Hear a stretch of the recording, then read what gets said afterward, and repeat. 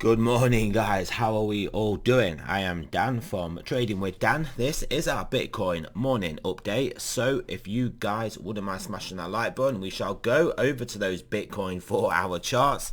So yeah, Bitcoin on the 4-hour looking to try and push our way out of this support zone. See if we can make another run towards 44,000. If we are able to get out of this area, push on onwards and upwards, probably the first target we could realistically call 42,500. If we can get above there, we can potentially get an acceleration up towards 44,000 and make this look like a particularly nice looking higher low relative to these lows here, with obviously the aim of then putting in a higher high relative to these highs here and then coming to test the top of the range.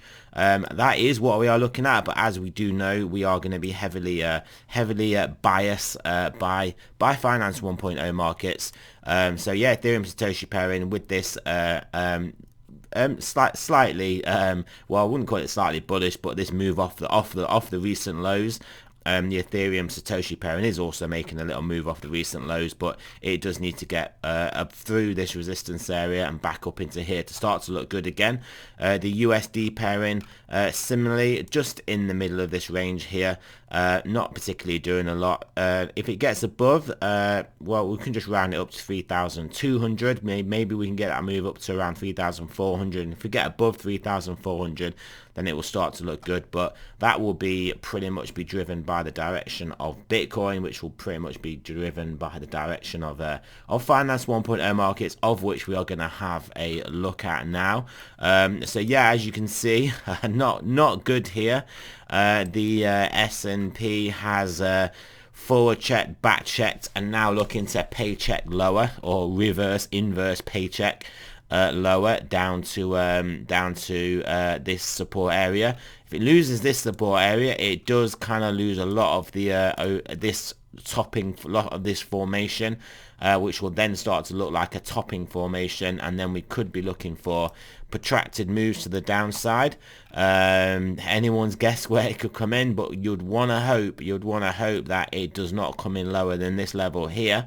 Otherwise, well, yeah, it just will be pretty bad looking if we do just come lower, put in a higher low relative to this low. So even if we come down as low as down here, it wouldn't be too bad. But as you can see, not looking great. The best case for the bulls is either obviously we definitely hold this level here, bounce from there and start to make a move back up, or if possible, even better for the bulls, is this horizontal we've got here. If we can basically re-establish above here and then try and get back through there, then yeah, that would be a lot better. But clearly in trouble. There is clearly trouble here in these markets. Nas coin as well, as we can see, looking pretty awful below this horizontal here. We could probably draw some more support in here, seeing as it is in play now, seeing as these lower levels are in play. Probably draw it around yeah, here to around here. I've got to click it again. This is the current area we kind of need to hold. If we lose this, then yes, we will be not looking too good. Put it that way. It's quite a big area. It may not look it, but it is quite a wide-ish area for price action to be supported in. Quite a big zone, so it's got a chance. It has got a chance. Let me just get this straight. There we go. And then also, if we do want to extend this previous trend line we had here, if I can even grab the right bit, which I probably won't. Here we go. We extend this along here. You could say we are at a trend line support that we kind of need to hold. So yeah, lose this horizontal, things will start to look pretty bad. The Dow, as we can see here, at pretty much an area of support here as well. We won't start drawing a load of lines on here, and the Russell is actually looking disastrous. It has been in a longer term channel here. This is what we don't want to see with the S&P. You can see we've lost this lower level of this range we've been in for a while. Swing failure above.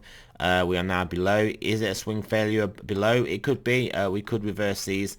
My actual opinion is that we do continue onwards and upwards towards the end of this quarter into the start of next quarter. We do get a nice bounce, but that bounce will be for selling before severe volatility going into basically Q2 and the rest of the year. Gold is looking to be priced in a bit of fear. This is an all-important level for gold, 1840, as you can see. Last time we got above, we got slammed below. So we are making another attempt at this. You've got to kind of think, is this the time gold can really make some progress up to 1900? It quite possibly is. It quite possibly is.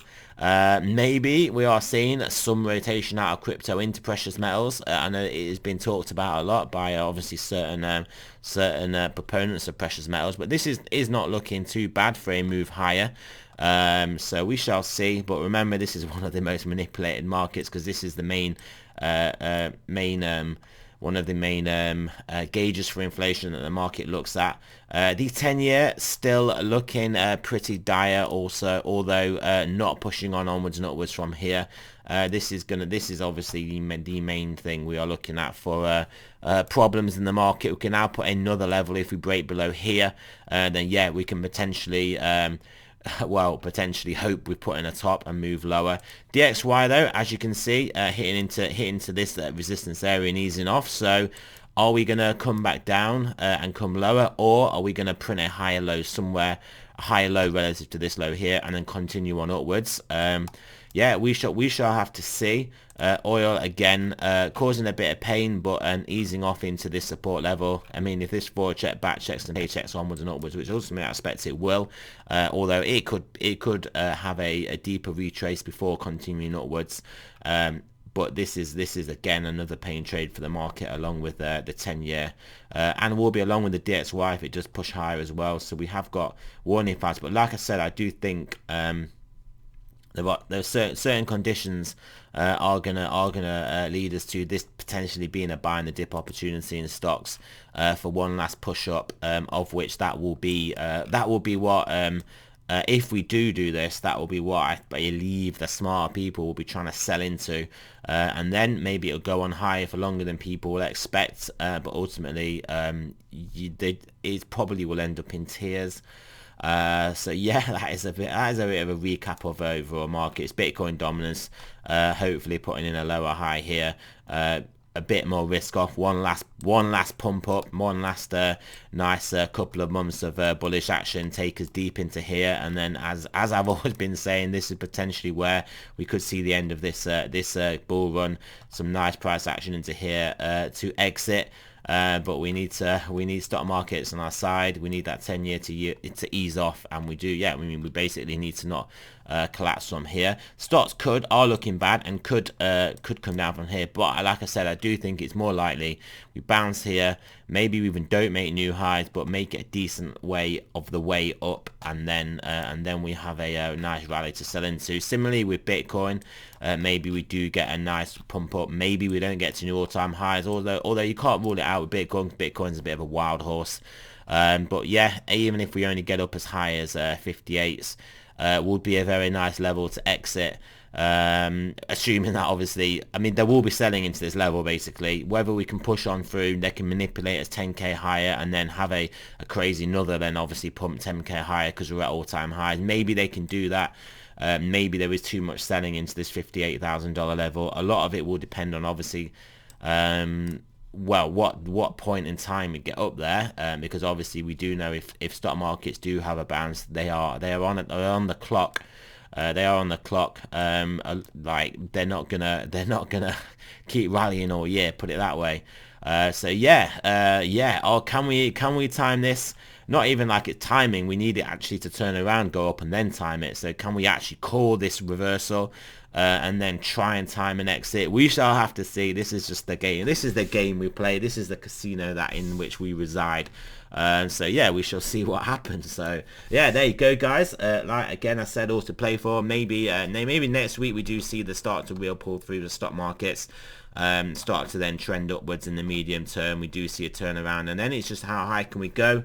How high can we go? Does the Fed realise that things are a bit of a mess and backtrack some stuff? Do we see some Do we see some UBI? Do we see some yield curve control? Do we see some obviously more stimulus? Do we just all that cool stuff is all in play. We live in wild times. We obviously have midterms coming up later this year, which could influence things that political parties want to do to buy votes, and buy votes will clearly be good for the stock market and good and bad for the dollar, which is obviously good for the stock market. So yeah, this is what I mean. We have got this dynamic in play. I don't think we are down and out for the count here. I think we do get one last push up, and also all I will say, if we do get that push up, markets often go on for longer and higher than you expect. So yeah, it could be good. It could be good. So fingers crossed for that. Remember, this is not financial advice. I'm not a financial advisor.